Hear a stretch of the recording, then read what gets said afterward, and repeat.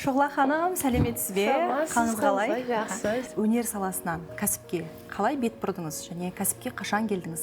Бірден сол цехтен бастаған мен. Аспаздық саласында бастадыңыз, Иә, тамақ. Енді қазір бұл магазин енді ашылғанына бір-екі ай ғана ыдыс-аяқ бәрін жуып пайдалануға болады бұл. Өзіміздің Қазақстан өнімі болып шығып жатыр. Ал бізде мыналардың бәрі костевой фарфор дейді, сұйық қосылған фарфорлар. Иә, 1200 градустың жоғары күйдірілу керек. Мынау сіздің авторлық коллекцияңыз, иә? Иә. Қалай аталады, қанша сервистен тұрады? Қоғамда бүгінгі таңда осы дәуірде ата-бабамыздан келе жатқан салт дәстүрімізді ешқандай бөліп бір қазақпай ғой деп бір өздерінше сөйлейтін нәрсе. Бәріміз қазақпыз, сол жерден шықтық, бәріміз жақтан келдік. Иә. Сондықтан соны осы бүгінгі таңдағы өзіміздің қоғамға байланыстыру. Бірге алып жүру, соған сіңдіріп, нағыз өзіміз. Соның кейін осы қоғамның өзінің талабына сай біздің өз мәдениетімізде соған бірге ендіртіп, әдемілеп өзіміздің мәдениетімізді жоғалтпай көрсетіп, арғай дамытып отыр ғой. Бала күнімізде теледидардың алдында тапжылмай отырып, ол кісінің биін тамашалайтынбыз. Шұғла Сапарғалиқызы мың бұрала билеген кезде қызықпаған қыз болмаған шығар сірә. Ал бүгінде Шұғла ханым ұлттық би өнерінің жанашыры, хореограф, кәсіпкер. Бикештер бизнесі бағдарламасы болып, арнайы Шұғла ханымның Мизони Альера атты ыдыс-аяқ және үй жабдықтарын сататын кәсібіне келіп қалдық. Бүгін сіздермен Шұғла ханымның кәсібіне талдау жасап, толығырақ танысатын боламыз. Ендеше кеттік. Шұғла ханым, сәлеметсіз бе? Қалыңыз қалай? Жақсы. Бикештер бизнесі бағдарламасы сіздің бүгін әдемі дүкеніңізге келіп қалды. Қош келдіңіздер. Сізден осы көрермендерімізге пайдалы, сондай бір ерекше форматтағы сұхбат жасағымыз келіп тұр. Ендеше мұнда жұмсақ диваныңызға жайғасып, сізге сұрақтарымыз қойсақ. Сөйлетіңіз. Шұғла ханым, сізге алғашқы сұрағымызды, енді өнер саласында өзіңіз биші болғаныңыз белгілі. Біз бала күнімізде теледидардың алдында отырып өзіңіздің биіңізді тамашалаған болатынбыз. Біздің көрермендеріміз де сізді танып жатқаны белгілі. Ал енді сол өнер саласынан кәсіпке қалай бет бұрдыңыз және кәсіпке қашан келдіңіз? Енді кәсіпке болса, бұл менің бірінші рет емес. Біраз жыл болып қалды. Біз жалпы 10 жыл десем аз емес. Сол көлемінде ақырындап жайлап, енді бидің де өзі айтып жатады ғой, мына спортсмендермен ұқсас біздің өзінің жас шектемесі бар дегендей. Содан ақырындап жайлап, енді бүгінгі мына өмірде, мына қоғамда енді өзіме қызық сондай жұмыс істеген кішкене. Алдыңа өзің мақсат қоясың да соған қарай ұмтыласың. Одан бір өзің белгілі бір табыс көргенде, нәтиже шыққанда ол ылғи да сонда бір жерде тоқтамайсың. Сол маған өте қатты ұнайды, сол жағынан. Осы кәсіп жағына ақырындап жайлап, жаймен ауысқам 10 жылдан бұрын. 10 жылдың көлемі болды, иә? Иә. Ең алғаш қандай кәсіптен бастадыңыз? Ең алғаш шынымды айтсам, мен енді жаңағы тамақ жасау несінде үлкен цех болды. Соны мен бірінші өзім сынайын. Жалпы бұл енді бүгінгі таңдағы бизнес деген қандай нәрсе екен дегенде, сол бірден сол цехтен бастаған мен. Аспаздық саласында бастадыңыз, иә? Тамақ цех, иә. Ал бүгінде мінекей қазір көріп жатырмыз, ыдыс-аяқ, үй жабдықтары, өзіңіз эстетикаға қызығатын болғаннан кейін, бұл саланы таңдауда не түрткі болды? Не үшін басқа бағыт емес, дәл осы ыдыс-аяқ бағытынан? Енді қалай бұл, енді біріншіден біз әйел адамбыз ғой, өз басым енді. Көп елдің бәрі айтады, тамақ Шұғла тамақ жасағанды білемін деп. Бірақ жалпы мен керісінше өзім тамақ жасаған өте жақсы көремін. Менің өзімнің кәсібімнен кейінгі бір айтып жатамын, хобби деп айтып жатамын ғой. Сол хоббилардың бірі менде тамақ жасау. Мысалы, енді әйел адам болған кейін үйде жаңағы неше түрлі өзімнің сол осыдан енді қалай айтсам болады, бір 15 жыл бұрын шығар. Ақырындап жаймен, жаңағы көп шетелге сапарлармен барған кездерде сол жүрген жерде мен жай жүрмеймін. Демалысқа барсам да, сол жерде сол елдің, сол халықтың бір тамағын үйренуге, иә, солардың ас несіне барып сөйлесіп жүріп, әйтеуір амалын тауып солай. Одан тыс мен біраз жаңағы жерлерге барып, арнайы осы тамақ. Енді бұл несі өте кең ғой, әрбір кухняның несінің. Сондықтан соларды үйренген. Енді әйелім болғаннан кейін жалпы үйді ұстау, өзіміз өнер адам болғаннан кейін әдемілікті жақсы көреміз. Өзімнің жаңағы ыдыс-аяққа деген баяғыдан титтейімнен ол менің өзімнің марқұм анамнан қалған ыдыс-аяқты жақсы көреміз. Әдемі ыдыс-аяқ болса, үстел жасағанда бір әдемі сондай сервировкаға мән беріп. Оның барлығы енді сол бір өнер адам болғаннан кейін деп ойлаймын. Сонымен жайлап енді жалпы бұл бизнес мен жеке өзім ашқан жоқпын. Енді шын келсе бұл енді менің қызым ашып беріп отырған. Қызыңыз сізге ашты ма әлде? Жоқ, мен қызыма. Сіз қызыңызға? Қызыма аштым, но бірақ енді қыз жас қой. Жаңадан оқуын бітіріп, бүкіл жаңа неған оның да бір жерде осындай байланып отырып қалушы, өйткені оның болашақтары әлі алдында. Сондықтан ол басқа жерлерде жұмыс істеп жүр, бірақ өзі демалыс күндері келіп көмектесіп қарап кетеді. Сонымен бірден мама, сіз маған бастап беріңіз, енді өзіңіз арға жүріңіз деп қайта менің мойныма іліп қойды. Сол маған бір жағынан қызық, енді әртүрлі үйге жалпы әрқандай нәрсе енді бір еліміз, жеріміз дейміз, халқымыз дейміз да, айтады ғой, бір семья, бір мемлекет деген бәрі отбасынан, семьядан баста. Сондықтан бұл семьяның ішіндегі бір әдемілік, сұлулық әрбір адамға сондай бір ләззат беретін дүние болса, әрбір адам осы заттар сатып алып, үйінде керемет бір сондай көңілмен күнде өмір сүріп жүретін болса, ол бір енді меніңше ол адамның өмірі өте жақсы семья, отбасылық. Бұл біріншіден жаңағы көңіл күй дейді ғой, сол секілді. Сондай бір өзің енді айтып кетсек, нелері көбірек жаңағы. Дұрыс айтасыз, әйел адам болғаннан кейін енді ыдыс-аяққа қызықпайтын адам жоқ шығар жалпы. Және береке, сондай бір жылулық деген сияқты керемет. Ал бұл дүкеннің атауын кім қойды? Қандай мағына береді? Ерекше екен? Бұл енді Мизони Алира, бұл қызымның өзінің қойғаны. Енді жаңа Мизони деген енді ол француз тілінен алынған, үй деген. Жаңа мағына берсе, енді Алира деген жаңағы өзі бұл латын әрпінен келген екі бөлшектен қосылып жаңағы күннің шуағы, сәулесі, жаңағы тепе-теңдік, бір жылылық, әдемілік, эстетика, сондай бір үйге беретін ләззат, сондай жылылық деген мағынаны берген да. Сонымен осы екі нені қосып отырып, жаңағы үйге арналған заттар, осындай магазин, бұл жерде енді алған адам, осыны пайдаланған адам, сондай бір керемет өзі бір сондай қуанышқа, сондай өзі бір соның несін біліп, көңілді өмірінде болсын деген, сондай бір, сосын бұл отбасында да әдемілік, әрқашанда көңіл күй жақсы болып, әр нәрсе әдемі тұрды, отбасында әрқашанда береке, бәрі жақсы болып жүреді. Сондай бір, бұл Алира деген сөздің мағынасының ішінде де бір ашып жазсаңыз, тереңдік, тепе-теңдік, жарқыраған шуақ, сондай не бар да, соны арнайы осындай бір өзі ойлап, бәрін қарап, кішкене біраз енді істеп қойған аты. Біздің бағдарламамыздың ерекшелігі кәсіптегі жалпы тәуекелдер қалай басталғаны барлық көрерменге қызық болады көп жағдайда. Бұл кәсіпті бастағанда қандай да бір тәуекелдер бастан өтті ме? Кедергілер туындады ма әлде? Жоқ әлде бұны бір сондай бір махаббатпен ашқаннан кейін, енді ғана басталғаннан кейін қандай этаптардан өтіп жатыр? Енді қазір бұл магазин енді ашылғанына бір-екі ай ғана.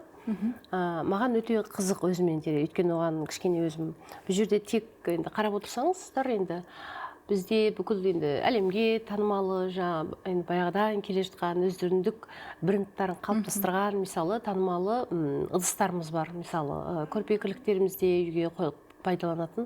Ал сонымен бірге маған өзіме өте бір қатты қызықтырып, осыған бір көңіл бөліп салғаным, енді бұл біздегі ыдыс-аяқтың барлығы таза сүйек фарфордан жасалған.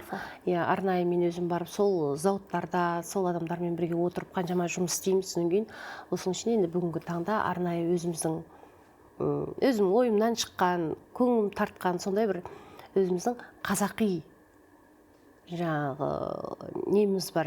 Сол жерде қазақтың оюлары бар, қазақтың бір нақыштық символдары бар. Сондай бір ерекше өзіміздің енді посылдарымыз, ыдыс-аяқтарымыз бар әзір. Мысалы, ол ыдыс-аяқтар енді осы өзіміздің осы Мизони Алира атымен маркасымен шығып жатыр. Барлығы енді ол тек бүгінгі таңда тек бізде ғана бар. Сіздерде? Иә, ешқандай жерде. Бұл өте үлкен тәуекел. Нарықта бұл жаңа бренд болып туындап отыр. Иә, сол көп нәрсені қарап, маған да өзім өте бір сондай Қызық болып жатыр қазіргі процесс дейсіз ғой. Қызық, иә, ананы бүйтіп кішкене бір бетін бүйтіп қазып алғаннан кейін, ашып кішкене шұқып ашқаннан кейін ар жағында бір үлкен көріне бастайды. Соған ары қарай кете бересің, сондай бір маған нелер. Өйткені біздің қазір енді көресіздер, сондай бір қазақи жаңағы құдағидың құдағи сақина деп жазатын мысалы қазақтарда. Сосын мына белбеуге салатын сөйте жаңағы қос сақинаның несі бар. Мысалы сондай бір нелерді алдық біз өзіміз ырымдап. Әр нәрсе жұбымен, мағынасымен алдық. Иә, жұбымен болсын дегендей. Сосын қазақтың даласындағы өзіміздің қызғалдақ көктемдегі, көктем келген адамға бір сондай қыстан шыққаннан кейінгі көңіл күй сондай, жаңа көктемнің бір жарқыраған күндері, күн шуағын көргендегі сондай бір адамға не берсін, көңіл күй сыйласын дегеннен кейін қазақ даласында бізде жусан бар. Жусанның несімен сөйтіп енді ақырындап жайлап өзіміздің несімен келе жатырмыз. Ас үйге арналған майлық қағаздар шығып жатыр. Енді бүгінгі таңда бұл мына Европа, Қытай, басқа үлкен мемлекеттерде енді бұл қағаздың шыққанына енді бір 5 жыл көлемі болған шығар. Соның ар жақ бер жағында шығып бұл жалпы халық шетелдерде бұны әзір жаппай күнделікті өмірінде пайдаланады. Ал біздің елімізде бұл әлі келе қойған жоқ. Енді осы тұңғыш енді ғана сіз алып келіп жатырсыз. Иә, мен алып келіп отырмын. Өйткені бұны біз әзір мен арнайы сол зауыттармен барып келісіп неғаннан кейін бұны сол өзіміздің Қазақстанның өнімі ретінде, өзіміздің жаңағы осы атаумен, магазиннің атауымен, сол маркамызбен шығарып жатырмыз. Оның бір әлгі дымқылдаған қағаздар көп бүгінгі таңда. Дымқылдап, жаңағы қол сүртетін влажный салфетка дейміз ғой. Иә, солай. Ал бірақ бұның бір ерекшелігі, бұның құрамында жаңағы майды кетіретін сондай нелер бар, жидкий жаңағы сұйықтықтар. Міне мына салфетка қарасаңыздар, мына сыртында өзі бәрі тұр, суреттер. Мысалы жаңағы ыстартқыш дейміз, духовка, жаңағы плитка, бүкіл ыдыс-аяқ бәрін жуып пайдалануға болады бұл. Өзіміздің Қазақстан өнімі болып шығып жатыр. Өздеріңіздің логотиптеріңізбен, өзіміздің логотиппен бір ішінде 80 данадан жүреді екен, 80 рет, 80 штук деп қараймыз. Жақсы, тамаша. Ал бұлар енді Алла қаласа Қазақстанның барлық дүкенде, барлық ас үйде болатын құралға айналады. Керемет. Иісі бар ма? Көріңіз, кішкене жай шағын лимонның иісі бар. Бұл жерде соңына жуған кезде қолға да не болмасын деп, сондай өзінің ароматты иіс немене қосылған. Бұнымен алып ыдысты да жуа бересің? Ыдысты да жуасыз. Бүкіл ыдыс-аяғыңызды жуасыз, стол бәрін не қыла бересіз осы жермен. Өте жағымды, иісі керемет. Бұны да машинада отырғанда, офиста отырғанда да бір... Уақытты үнемдейді ғой кәдімгідей. Иә, төгіп аласыз ғой, машинада балалар отырғанда бірдеңке жеп отырады, ненің бәрі, орындықтарының бәрі жаңағы кішкене майда бірден сүртіп аласыз, ешқандай май істемей. Ал енді әдеттегі жаңағы влажный салфеткалар, олар жақсы өзін сүртеді, бірақ оның составтарында мынандай майды кетіретін не жоқ. Бұл арнайы сол кухняға арналған.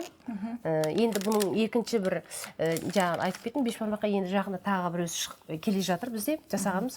Кәдімгі біздің қол сүртетін құрғақ орамал секілді. Біздің қағаздар мысалы не болса, ал енді ол әдеттегі ауыз сүртіп жүрген өзіміздің қағаздар, ол мысалы қолыңызды шылқылдатып сүртіп сумен жуғаннан кейін сөңіз, ана қағаз жабысып қалады ғой. Қолға жабысады. Анау өйтіп жабыспайды. Ол прям құрғақ орамал секілді бәрін, ана су ненің бәрін сүртіп аласыз. Ол сонда мынау бір, анау екі болып жүреді. Сөйтіп, оны әзір мынау үлкен қалаларда, үлкен немелерде, жаңағы үлкен кәдімгі 500-700 гостиницаларда да соны тазалық ретінде деп әзір бұрынғыдай анандай не орамал пайдаланбай соны қойып жатыр. Қол жуған жерге, бет сүртетін жерде, үлкен қонақ үйлерінде де соны қояды. Егер бір рет істетеді, и сосын оны екінші рет ешкім істетпейді. Ол жерде бір жағы тазалық сақталып тұратынына кәдімгідей сенімді боласың. Ас үйге арналған ылғалды майлықтар деп әдемі аудармасын жасапсыздар. Және шын мәнінде бір жуып тастай беруге енді өте ыңғайлы. Бағасы да қолжетімді сияқты. Иә, бұлар әзір бір данасы 1500 теңге, енді оптым жағындай немен кеткенде 1280 теңге. 1280 теңге айналады. 80 тал, сол кезде кез келген отбасы өзіне байлана береді. Ала беруіне болады. Демек қолжетімді.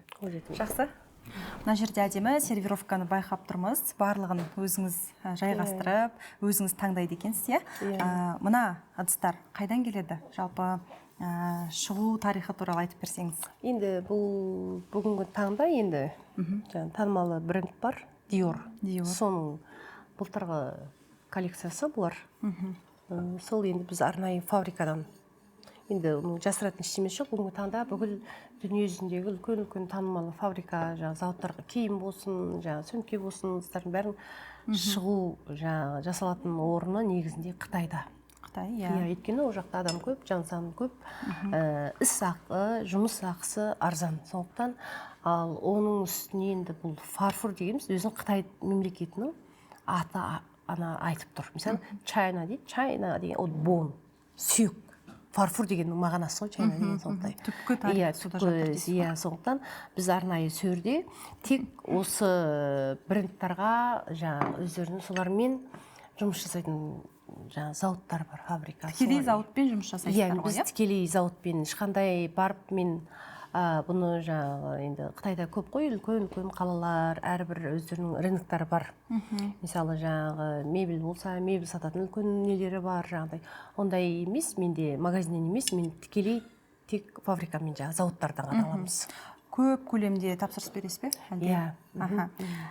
Жақсы, ал әйел адам ас үйге дәл осындай ыдыстарды таңдау үшін нені ескеру керек? Ыдыс-аяқ таңдаудағы ережелер, талаптар туралы айта кетіңізші. Енді ол әр отбасының, әр әйел адамның өзінің жаңағы талғамына, сосын құрған семьясы, үй ішіне жаңағы қандай, мысалы, бүгінгі таңдағы өзіміздің тілмен айтсақ, жаңағы қандай дизайн, қандай современный жаңағы дизайнда ма, жоқ классикада ма, сосын жалпы үйінің жаңағы құрылу, қандай перде тұр, қандай жиһаздар тұр, қандай цветте, сондай. Енді жалпы ыдыс-аяқ үстелдің көркін кіргізеді, келтіреді.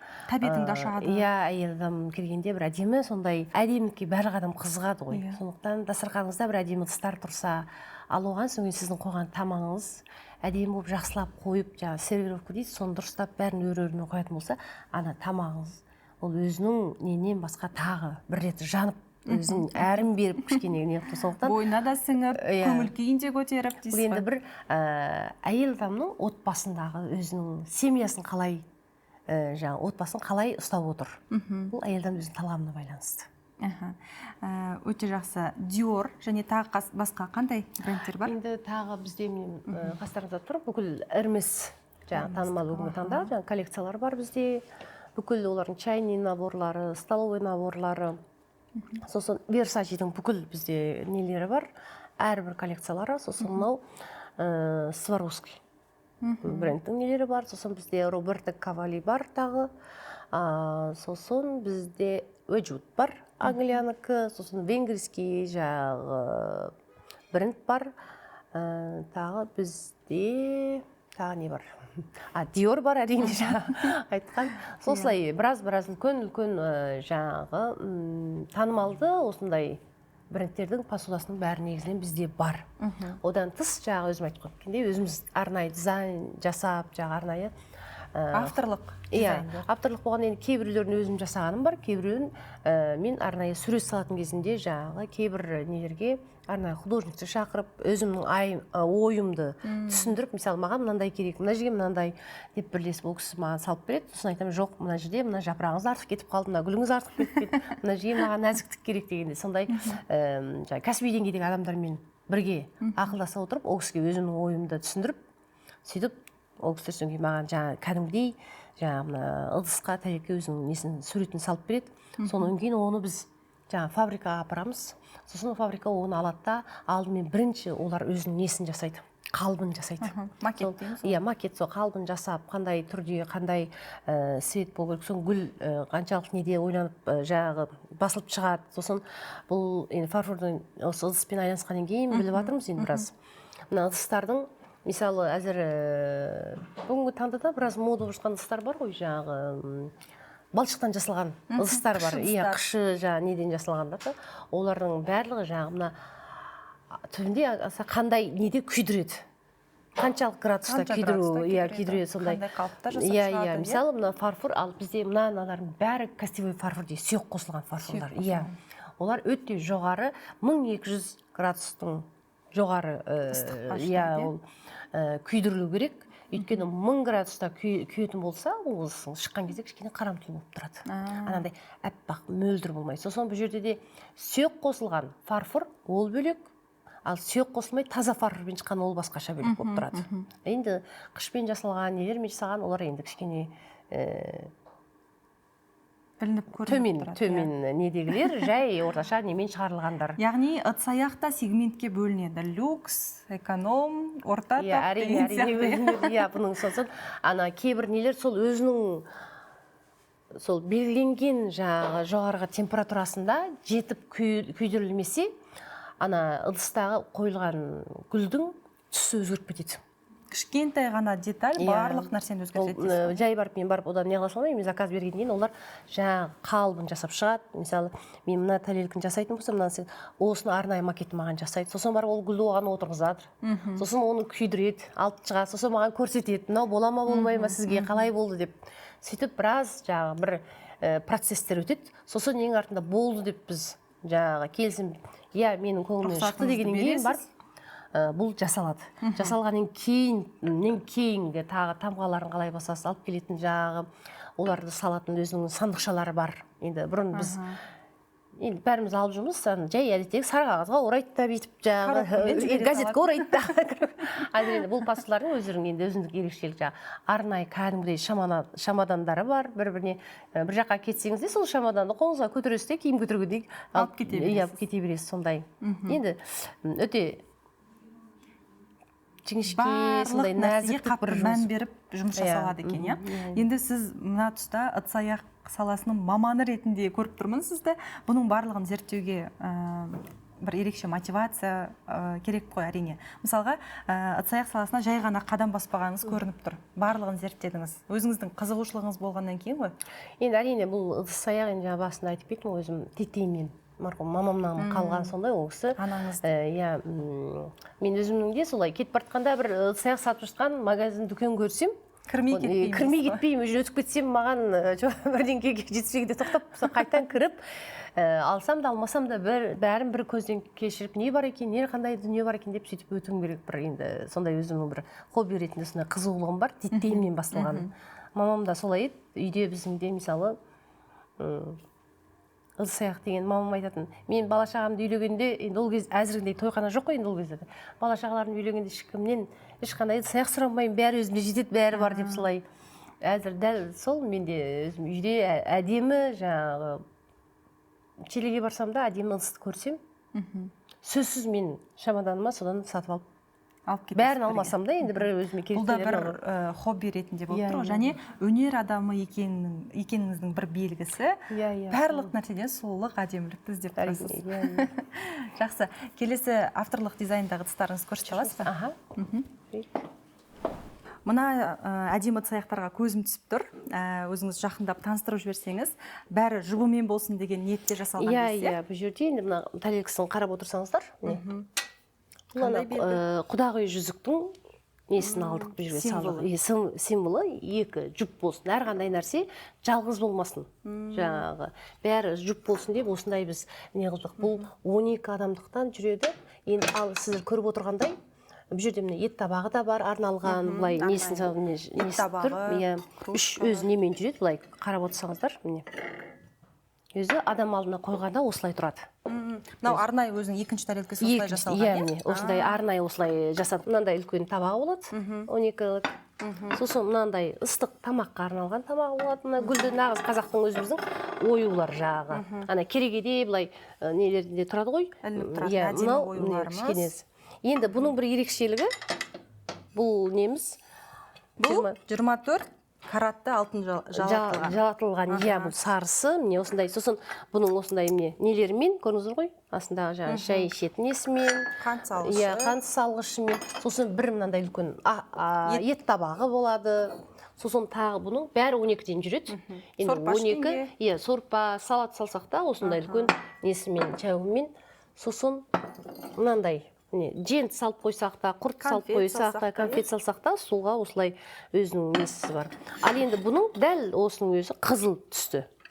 Екі түсте жасалған. Екі түсте жасалған.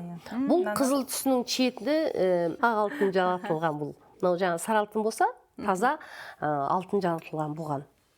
Енді әлемдік брендтегі ыдыстарға қарағанда біздің ыдыстар әлдеқайда қымбатқа шыққан шығар.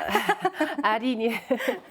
бұл енді таза алтын ғой. Енді тағы бір бізде керемет бір мақтанып айтып кететін мынау өзіміздің енді мен шынымды айтсам өзімнің жеке авторлық нем болса туындым мен мысалы өзім көп қарап мынау шай ішеміз мысалы көрдіңіз бе мынаның үстінде екі аққудың басы қосылған жерде бұл жерде не тұр бір жүрек пайда болады махаббат несі мына жерде қазақтың оюы дегендей сосын бұның астында міне осындай өзінің аяғы бар тәрелкісі бар. Өйткені бұны неге десеңіз, бізде енді шай ішкенде жағы кішкене қасығы болады ғой. Сосын мысалы мынандай қасықтарды сіздер пайдаланғанда көбі бізде әлгі шай ішеді да бүйтіп қоя салады. Қайда қоятын білмей қалады. Ана дастарханға қоя салады былай. Ол кішкене тазалыққа, сосын одан кейін ауызға саласыз тағы кішкене болмайды. Сондықтан біз арнайы бұны мен мынау астындағы тәрелкісінің де аяғы бар кішкене көтеріңкі әдемі тұрсын деп, мысалы мынаның ішіне сіз тары саласыз ба, қант саласыз бәріне ғаннан кейін міне қасығыңызды осылай қасына қойып қоясыз әдемі. Тазалық, ешқандай дастарханның үстін былғамайды, өзіңіз кейін ары қарай пайдалана берсеңіз де сондай тазалыққа жақсы. Керемет осындай міне біздің шынымыз. Оюларды әдемі түскен екен. Сосын тағы мынандай міне. Бұл да таза 24 карат алтын жағатылған. Мынау тап-таза сүйек фарфордан жасалған. Дәл осының осындай міне қызыл қоңыр түсі бар. Қою қызыл шайды, тары шайды құйып қойып ұсынсаң қандай әдемі көрінеді. Шайдың түсі де әдемі көріну үшін негізі ыдыс-аяққа да байланысты. Енді бізде әзір келе жатыр. Осы жақында бізде болады. Міне, сіздер көріп тұрғандай, мынау просто образец маған берген. Мынау өзіміздің қазақтың, шынымды айтсам, қазақтың жалауы. Өзіміздің символ ретінде шығардық. Туымызға, солай қылып, мынау енді біздің қызғалдақ біздің елімізде өседі. Ортасында шаңырақ берген. Ортасында шаңырағында бұлай, осылай енді дәл осындай өзің шай ішетін көк түсті кесесімен тағы. Көзін жауын алып тұр енді барлығы. Өте тамаша. Керемет. Мынау сіздің авторлық коллекцияңыз, қалай аталады, қанша сервистан тұрады? Бұл енді 6 кісілік біз жасап отырғанымыз. Енді бұның өздерің көргенде жусан. Біздің қазақтың даласында өскен, өсіп тұратын қара даламызда бәрі жусан ғой. Жусанның иісі бұрынға келді ғой. Бұрынға дейді, дәл сондай біз арнайы осындай прям нәзік міне көрдіңіз ғой осындай жусанның гүлін салып арнайы осындай бір не жасадық. Бұл 6 кісіліктен тұрады, 6 адамға арналған үлкен тәрелкісі, кіші салатқа несі. Сосын мынандай 6 кесесі бар. Бұл кесе енді жаңағы біздің қазақтар кішкене шағын сорпа істекте болады.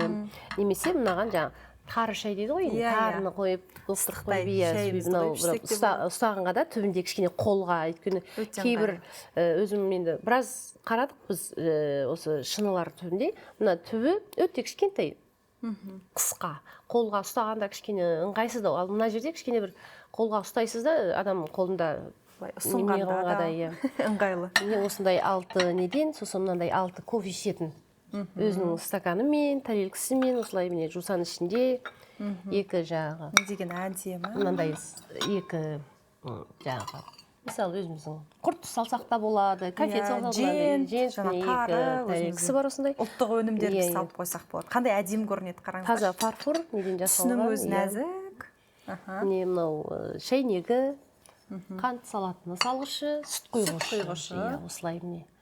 Өзі сондай нәзік. Елдің бәрін ұнайды етер, елдің бәрі көй болсыған, қызығы болсын тағасы алып жатыр. Жаңағы әлемдік брендтерден гөрі көзіме оттай осы жусан коллекциясы түсті. Өйткені білмеймін, жанымызға жақын, сондай қазақи болғаннан кейін ба? Иә, бұл да өзіміздің, бұларда арнайы өзінің кәдімгідей осы Мизоно Алерияның енді несімен шығып жатыр. Логотипіне астында бәрі арнайы, бұл да жаңағы нелері бар. Үлкен сандығы бар, өзінің қорабы бар, бәрі прям сол несімен салынады. Құпия болмаса бағасы қанша? Бағасы енді шынымды айтсам 100 мыңның ар жақ бер жағы енді. Қолжетімді. Қыз жасауына қосса, керемет қыз. Бәрі қыз жасауына әзір осыған қызығып алып жатыр. Өйткені біреуге сіз сыйласаңыз да ұялмай, прям сыртында өзінің әдемі сондай нәзік қорапшасымен кәдімгідей арнайы жасалған ұялмай алып бара аласыз. Бұл сізде осы бір авторлық жинақ, тағы басқа бар ма? Бар бізде. Әлі де жасалып жатыр, процесте ма? Әлі процесте бар.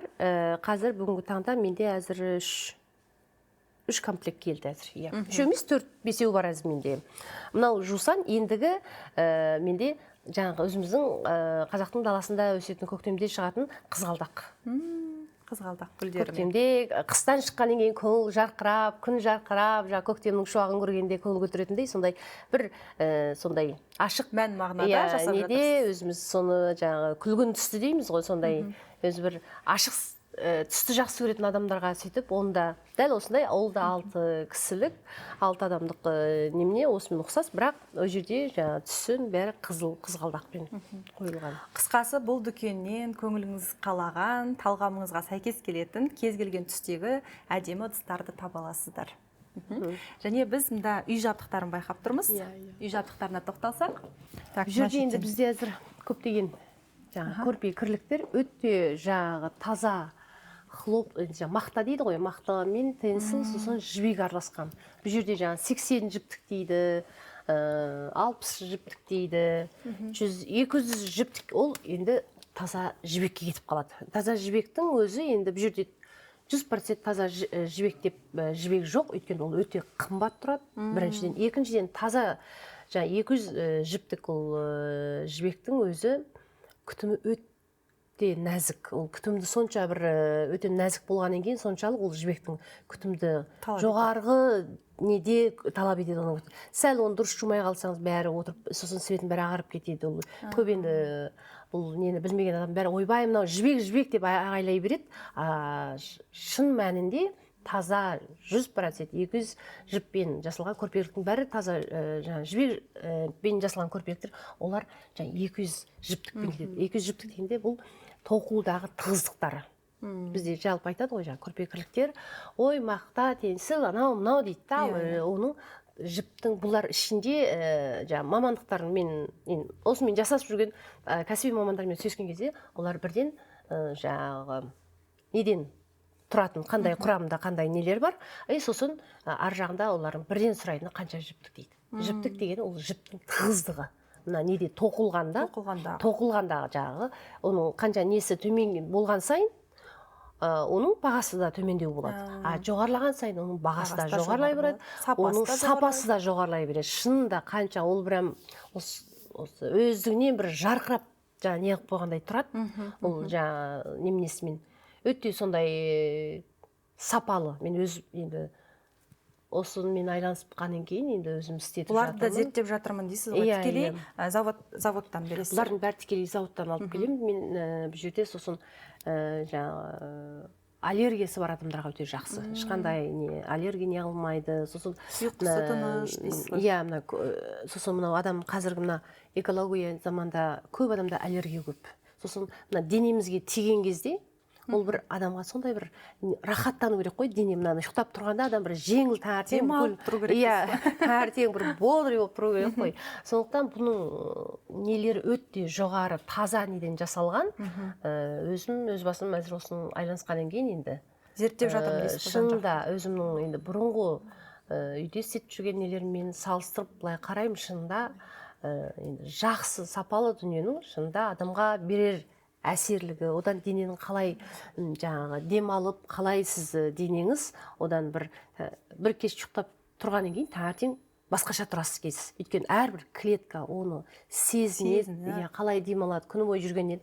Ал түнде ұйықтағанда ол бір денеге бір ешқандай сезінбейсіз. Денеңізде бір сондай жоқ бір жұмсақ денеге бір тигенде, жас баланың не секілді сондай бір әдемі сондай адамға сондай не бере сезім береді. Иә.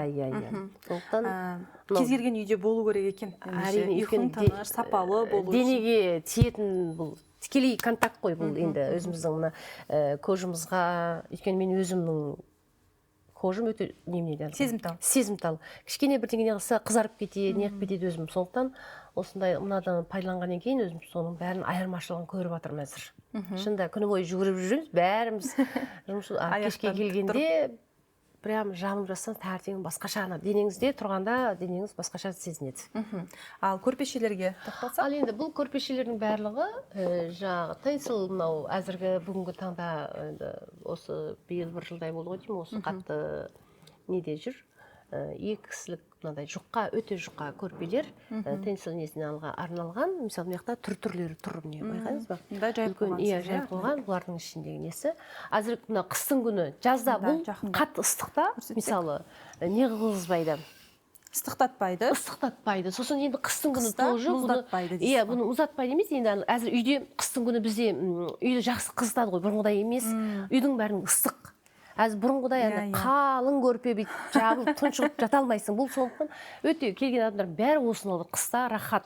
Жаңағы қалың көрпе жамылмайсың. Ауа өткізіп ауа неғып тұрады. Сосын бұның бір жақсы жері, бұл біздің көрпеміздің. Міне көрдіңіз бе, ішінде бәрі тап-таза неден жасалған. Таза 80 жіптік. Тенсіл мақтамен жасалған бұлардың. Ұстаған кезде қолға деген сосын бұның несі өзінің бір арнайы қабы бар. Сосын бұны жуғанда да бізде арнайы арналған сөмкесі. Инструкция бересіздер? Жоқ, ешқандай инструкция керек жоқ. Бұны өзінің біз алған кезде өзінің арнайы тағы жууға арналған сөмкесі бар. Иә, соған саласыз да. И әдетте кір жуғанда машинкаға салып жуа бересіз. Ешқандай бұны барып кір жуғызатын жерге апарып кимчистка керегі жоқ. Бұны үйде машинеге сол өзінің арналған жуатын қалтасы бар, соның ішіне саласыз да жуа бересіз. Түрлері де әдемі. Сосын күндіз бұны енді былай плед ретінде болмаса төсегіңіздің жапқышы ретінде де былай қолдана бересіз. Жан-жақты дейсіз. Иә, жан-жақты өте бір сондай жеңіл. Сапалы ұйықтағыңыз келсе де, сапалы ұйқының да өзін осындай бір керемет әдеміліктермен сатып алуға болады екен. Иә, әрқашанда енді жақсы әдемі дүние адамға әрқашанда ләззат сыйлайды ғой. Иә, дұрыс айтасыз. Керемет. Сізге кезекті сауалым, қазір мен қызығып отырмын, және ол оқырмандарының да көңілінде бар шығар. Осындай дүкенді басқа қаладан ашу ойыңызда бар ма? Енді бұл тек алматылықтар үшін мүмкіндік болып тұр, иә? Әрине бар. Бізде соған енді әрекет жасап жатқан қыздар бар. Арнайы әрекет жасап жатқан, иә, біраз нелер жасалып жатыр. Өйткені тек бұл дүкенді ғана ашып қою емес, енді біздің өзіміздің алдыға қойған біраз жобамыз бар. Бұл жерде енді мен өз кезімде білесіздер, менің Белгийский шоколад үлкен Қазақстанда бірден бір мен өзім алып келгем, соны десе бересіз бар. Сол шоколадтарымыз бар. Сосын енді осының төңірегінде тағы қыз жасау жабдығы, ұзатылатын қыз, мысалы, келін болып түсетін, келін түсіретін. Сосын арқай қазақтың енді той бітпейді ғой, тойымыз бітпесін, арқашында жақсылықтар, сүндет той болсын, бесік той болсын, тұсаукесер болсын, осындай жақсылықтың бәріне арналған бізде үлкен бір орталық құрылып жатыр. Бұл жерде енді біз ивент компания емеспіз, тек тұрмысқа шығатын қыз болса, жаңадан үйленгендер, мен балалы болғанда баланы қалай бесікке салам деген қазақтың салт дәстүр жосыны бар ғой. Соны полностью біз үйретеміз. Иә, ұзатылатын қыздарға. Арнайы мектеп? Иә, арнайы сондай бір орталық кездесу болады бізде, соны үйретіп қыздарға жағындай. Ұзатылатын қыз қандай дайындықтар, жасау жабдығы қандай болу керек. Жасау жабдық десе, әрине біз жерде біз бәрін киетін киіміне шейін, қай жерде қандай мықты тігіншілермен жұмыс жасағысы келеді, кімнің көйлегін кигісі келеді дегендей, соның бәрі біз келген адамдарға сондай доступын жасап бере аламыз. Қолжетімділік барлық тараптан, иә? Соның ең аяғы тойдың дастарханына шейін. Той бастары дейді, несі дейді, барлығын. Сосын бір жағынан, екінші жағынан келін болып түсетін ұзатылатын қыздың қайын жұрт жағына барардың алдында қазақ қызының қандай бір несі болады, отбасынан енді әрине шешесі тәрбиелесе, сондықтан білуге тән қандай заттар, қай жақтан, жөн жоралғылар қазақтың келін қалай чай құю керек, қалай, мысалы бізде әлі бір чайдың өзінде де құйған кезде де алады да сол қолмен бере салады. Сосын бүйтіп отырса ұлының алдынан бере салады. Мысалы сондай өзіміздің құрып әдет, ата-бабамыздан келе жатқан салт дәстүрді, чай құю дәстүрін де үйрету дейсіз ғой. Тек чай құю дәстүр емес, жалпы жан-жақтылы келін болып түсейін деп отырған қыздың ұзатылардың алдындағы өзіне тәндік, қыз баланың білуге тән осы өзіміздің ата-бабамыздан келе жатқан салт, құрып, әдетті білу керек. Әрбір қыз, өйткені ол ертең бір босаған аттайды, сол үйдің келіні болады, бір азаматтың жары болады, болашақ ана болады. Бәр сол шаңырақтың ішінде келін деген қалай болу керек, қалай дастархан жасау керек. Сосын онымен қарсы тағы біз міне ыдыстар болған кейін осы жерде үлкен мынау қалай тәрелкелерді қонақ жасаған дастарханымызды қалай тіземіз, әдемілеп сервировка ғой жаңағы соларды. Оны қалай қоямыз? Мысалы ең оңай бір несі еді, қасық, шанышқы, вилкаларымызды тетірден қойып жатады барлығы. Әйтеуір қолса болды, әйтеуір былай. Оның бәрі ол бір енді қарасаңыз үлкен бір білім, мәдениет ол бір неден келіп жатқан. Соның бәрін жаңағы мен қалаймын, осы маған керек дейтін қыздар болса, әрине біз соларға сондай орталық ашып жатырмыз сол. Бізде онлайн сабағымыз да болады, осы жерде кездесулер болады. Баланы жаңағы сүннетке отырғызғанда, баланы кішкентай қырқынан шығарғанда, бесікке салғанда қандай ырым жолдары бар. Жаңа босанған әйел нені білу керек? Соның бәрін осы жерде арнайы мамандар үйретеді, жаңағы сабақ өтеді, кездесу болады. Осы жерде оларға кәдімгідей мастер-класс жасаймыз. Өте керемет. Жалпы қазақ қызының тұрмыстық өміріне қосатын үлкен үлесі бар арнайы мектеп болады дейсіз ба? Құдай қаласа. Тамаша. Ал бұл жобаға серіктестер іздейсіздер ме? Әрине бар бізде. Қандай мүмкіндіктер бар? Мысалы, мен өзім серіктес болғым келеді сіздермен. Әрине бізге адамдар көп келіп жатыр. Енді бірінші біз жаңағы қыз мынау несі, жаңағы ұзатылатын қыздар, дастархан несі, енді әрине біз ол бағдарламаны жаңағы Гүлмира өзіміздің журналист қызымыз екеуміз бірге сол немені бастап жүргізейік деп отырмыз басында. Сосын бұл жерге үлкен жаңағы қосылам деген адамдар келіп жатыр. Олар сосын тағы біраз танымалды халқымыздың, еліміздің арамызда осы біздің салт дәстүрді, мәдениетімізді тереңнен білетін үлкен ғұлама, жаңағы аға буын адамдарды, соларды біз шақырып алып келіп біздің немізде болады. Олар өздерінің жаңағы білгендерін айтып отырады. Менің ойым жалпы біздің жоғары үлкен зиялы аға буын ағаларымыздан қазақтың осы салт дәстүрін қаймағын бұзбай ұстап білетін адамдарды алып келіп, болашақ жастарымызға үйретіп, өзіміздің мәдениет тарихымыз бұзылмасын, сол қалсын, ұрпақтан ұрпаққа осылай жалғасып кете берсін деген біздің бір менің өзім ойым. Енді көп айтады, ойбай, енді бізде де кішкене бөлінген ғой. Қазақтар, ойбай, қазақтар ауылбайлар, мыналар қалалық болып шығады. Ондай емес, бұл жерде әр адам өзіне керектісін алады. Мысалы, біз бұл жерде енді мынандай магазин, үйге арналған не болғаннан кейін, үйленетін қыздардың бүкіл үйіне керекті жасау жабдығы да, келіннің заттары бәрі осындан табуға болады. Көмектесеміз әрине. Одан тыс біз осы қоғамда бүгінгі таңда осы дәуірде осындай енді дамыған, осындай современный неде бірге өзіміздің қазақ ұлттық ата-бабамыздан келе жатқан салт дәстүрімізді ешқандай әлгі бөліп бір андай мынау ой қазақбай ғой деп бір өздерінше сөйлейтін нәрсе. Бәріміз қазақпыз, сол жерден шықтық, бәріміз жақтан келдік.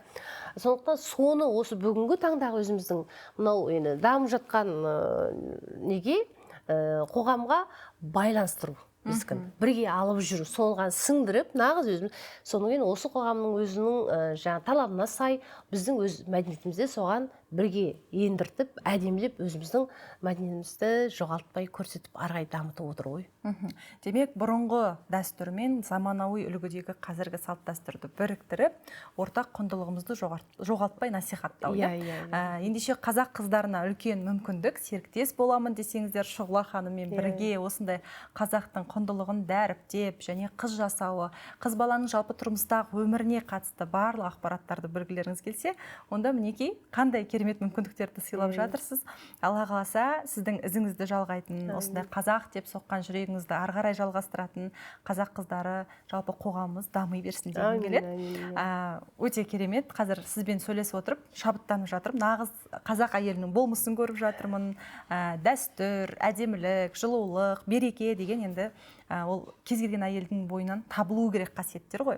Ал бұл жерде енді біз әйел образын айтып тұрмыз. Ал кәсіпкер есебінде, кәсіпте жүрген қыз келіншектерге кеңес бере кетіңізші. Енді сіз кеше ғана келген жоқсыз кәсіпке, қаншама кәсіпті еңсергенсіз, жаңа өзіңіз де атап айтып жатырсыз. Кәсіпте жүрген бикештер нені білу керек? Қандай мінез керек?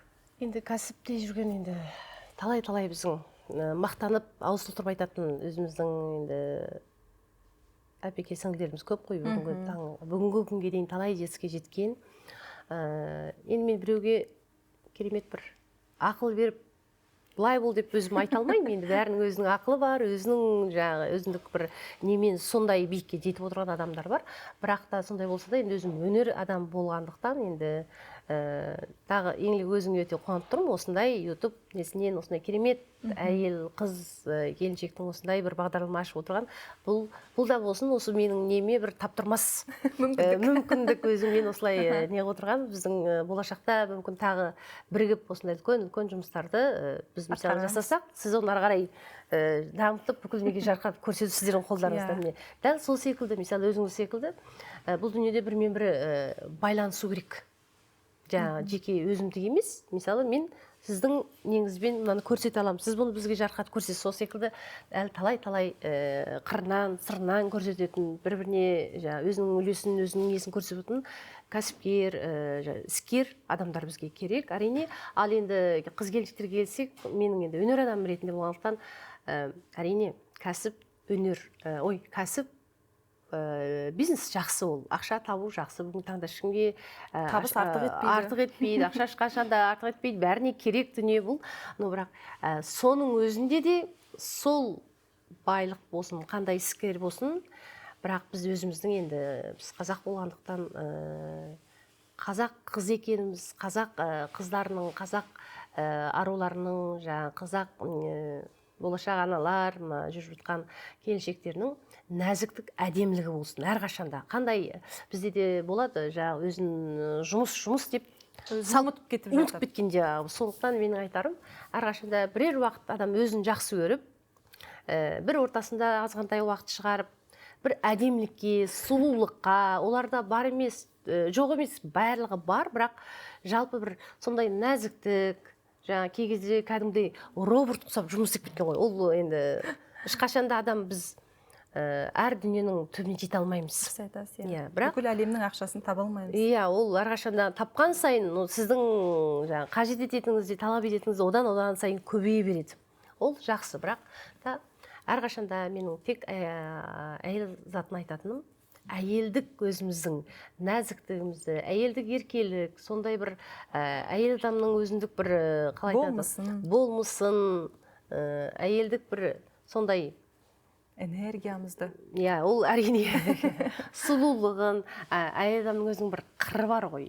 Айтып атады, ер азаматтар, 7 қырлы, 8 қырлы бір сырлы дегендей, меніңше әйел адамдарға одан да көп болу керек ау деймін, жан-жақтан. Өйткені ол шынында әйел адам 40 жанды дегендей, бізге ана бола білу керек, біз дос бола білуіміз керек, біз қыз бола білуіміз, қарындас бола білуіміз, келін бола білуіміз, ана бола білуіміз, сондай тағы бір жағынан ару, сұлу бола білуіміз, сондықтан нәзік, сүйіктісі болуымыз керек ер азаматымыздың. Сондықтан әйел адамның несі өте көп. Сондықтан осының әрбір іс істегенде өзіміздің бір әйелдік әдемілігімізді біз жоғалтпай, соны бірге алып жүріп, әрқашанда мен әйелім едім, мен сұлумын, мен әдемімін деген сол біріне өзін өзі сүйіп, жақсы көріп тұрса, бірер уақыт өзін өзі жақсы көрсе, меніңше ары қарай ол кісілердің жеткен табыстары, жеңістері одан да ұлғая түседі. Тамаша. Құрметті көрермендер, өздеріңіз байқап көріп тұрғандай, сондай бір әдемі, нәзіктікке толы, ғажап сұхбат болды. Қазақ қыздары өз болмысын жоғалтпай, бойындағы әдемілік, нәзіктікті сақтай отырып, кәсіпте қанша табыс тапса да, бірақ өзінің негізгі рөлін жоғалтпау керек екенінде өзіңіз дәлелдеп бергендейсіз. Ендеше Алла тағаласы көп мықты күш қуат берсін. Осылай мінекей сондай керемет алпауыт мемлекет Қытайдан керемет ғажап бізге керек деген дүниелерді алып келіп, осындай бір қолжетімді ұсыныс ретінде беріп, кәсібіңіз өрлей берсін дегіміз келеді.